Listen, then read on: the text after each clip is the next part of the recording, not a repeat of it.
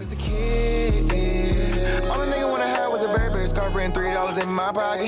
Instead I got beat with a switch, but I don't give a fuck, but it's on my body. Scars all up on me, but I run around from everybody. Life lesson learned, I better learn from this bitch, nobody. She pushed me around, she didn't give no motherfucks about it. She broke my heart 3 times, but I ain't getting... Ladies and gentlemen, we are about to witness greatness. The Tampa Bay Buccaneers are going to be traveling on the road to face the New Orleans Saints.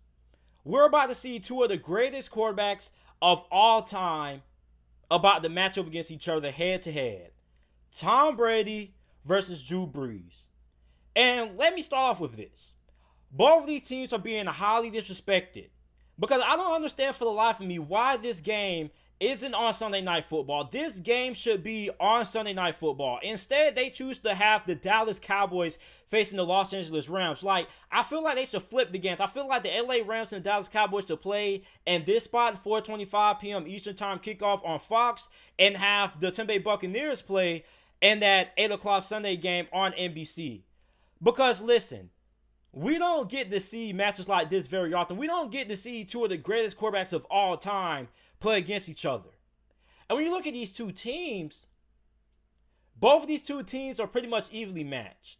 Now, the New Orleans Saints have the slight edge on the offensive line standpoint because their offensive line is better than Tampa Bay's offensive line.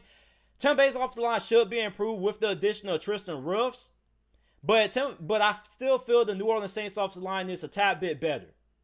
So, other than that, other than the offensive line, these two teams are pretty much dead equal. I think that the secondary for Tampa Bay, let me start off with Tampa Bay's defense. Their secondary is going to surprise a lot of people. Jamal Dean and Carlton Davis are going to end up being one of the best cornerback duos by the end of this NFL season. And you also got Antoine Winfield there at safety. You got linebackers Levante David and Devin White.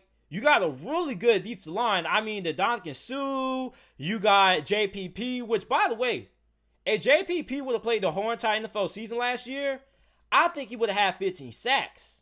You also got Shaq Barrett there. So, I mean, you got a lot of talent on this defense. And in my opinion, this was a top 10 defense last year that Tampa Bay had. But we didn't really get to see how good this defense was because Jameis Winston was turning the football over so much. He was always putting the defense in bad situations, and the defense always had to be on the field more than they should. So I think this defense with Tom Brady being a quarterback is going to be a lot better because he's not going to turn the football over that much, which means that the defense is going to have to be on the field more than they have to. And when you look at Tom Brady, I mean, this is probably the most talented offense in the NFL right now. And I know a lot of Saints fans like to say that the Buccaneers are overrated and things like that, but let's just be honest. This is a stacked offense. Mike Evans, Chris Godwin are one of the best wide receiver duos in the NFL. You got Rob Gronkowski, Cameron Braid, O.J. Howard at your tight end position. You got Leonard Fournette, Ronald Jones, Keyshawn Vaughn, LaShawn McCoy as your halfbacks. It doesn't get no better than this. I mean, Tom Brady has basically everything at his disposal to win the Super Bowl this year. But here's the thing. You're facing the New Orleans Saints team that just is as good as you on offense. I mean, you got Michael Thomas, who is debatably the best wide receiver in the NFL. And you got Emmanuel Sanders. And the addition of Emmanuel Sanders hasn't really been talked about all that much. But I know Emmanuel Sanders is 30-something years old. He's in the nearing of his career. But he still is a good number 2 option. And in all honesty, he was the 49ers' best wide receiver last year. And Emmanuel Sanders has been at number 2 wide receiver despite his age that the New Orleans Saints have been looking for the last couple of years. They've been looking for another good option to pair up with Michael Thomas on the opposite side of him. And you got that in Emmanuel Sanders. So, I mean, you also got Jared Cook as well. So, I mean, the New Orleans Saints have a lot of star power in their own right. You got Alvin Kamara. So, I mean, you got a lot of firepower on the offensive side of football between both of these two teams. And the New Orleans Saints defense is not too shabby also. Marshawn Lattimore, Marcus Williams, who a lot of people, when you bring up Marcus Williams, all people bring up is that missed tackle against the Minnesota Vikings. But Marcus Williams is actually a pretty good player. You got Marcus Davenport, who I'm looking to see where he's at in his development. Is he going to end up becoming that elite pass rusher that the New Orleans Saints, when they gave us so much to trade up for him in a couple of years ago in that NFL draft? I forgot what year it was. You also got Cameron Jordan, still one of the best pass rushers in the NFL. It is a lot of firepower in this game. And ultimately, this game is going to come down to who is able to make the big play when it matters the most. Who's able to get that key stop on third down? Who's able to get that key turnover? Who's able to get that key stop in the red zone when instead of scoring a touchdown, you hold them to a field goal? Now, when you got Drew Brees and Tom Brady playing, I'm not expecting neither one of these quarterbacks to turn the football over all that much. So I'm not expecting a lot of turnovers in this game. But what I am expecting is to see which defense is going to be able to come up on top. The defense, I know the name of the game is going to be the offense. Everybody's going to be interested in seeing Tom Brady and Drew Brees play against each other. But aside from that, aside from the media buildup around this game, the team that has the best defense in this game is going to be the team that wins. Because I want to see who can get off the field on third down, who can get stops in the red zone, who can get that marquee sack, who can get pressure on the quarterback. And that's going to be, the biggest factors in determining who wins this game. Because this is the first matchup that these two teams are going to have this season because they played twice because they're in the same division. And also something that you got to keep up is that Tom Brady is learning a new system.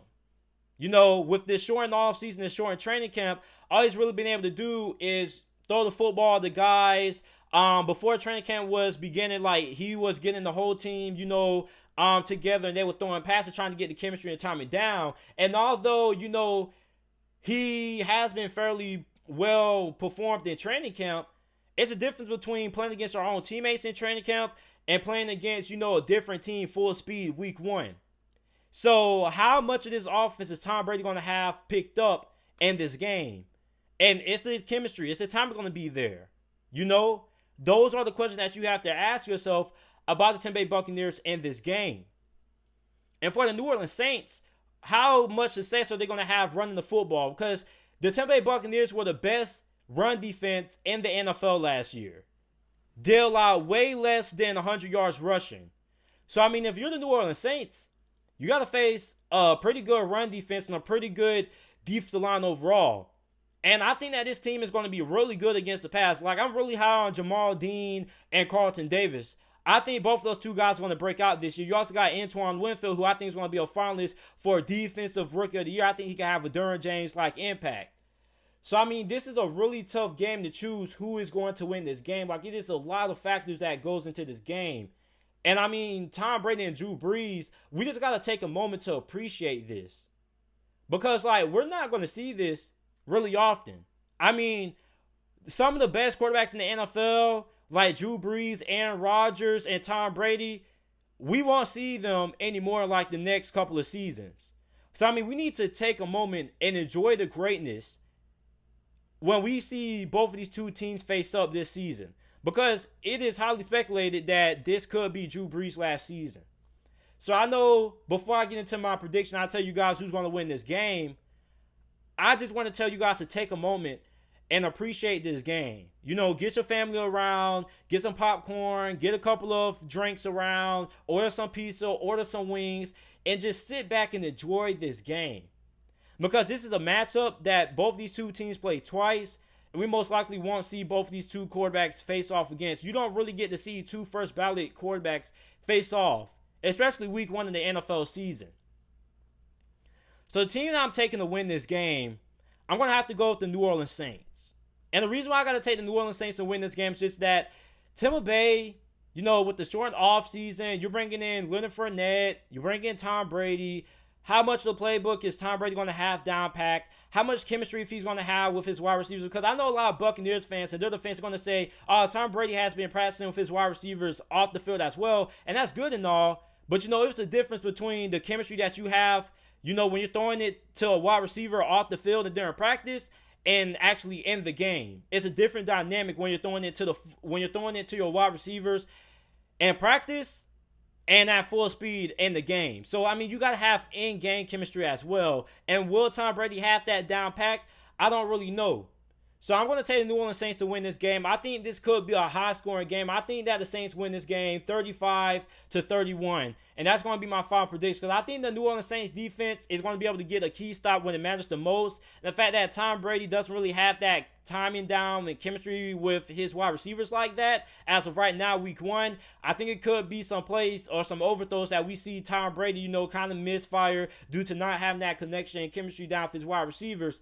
And I'm expecting a lot of mistimed throws and a lot of, throws that require chemistry, like the back shoulder throws and things like that. So I think that New Orleans wins this game. I do think that this game should be pretty high scoring, but I want to take New Orleans to win this game 35-31 is my final score prediction for this game.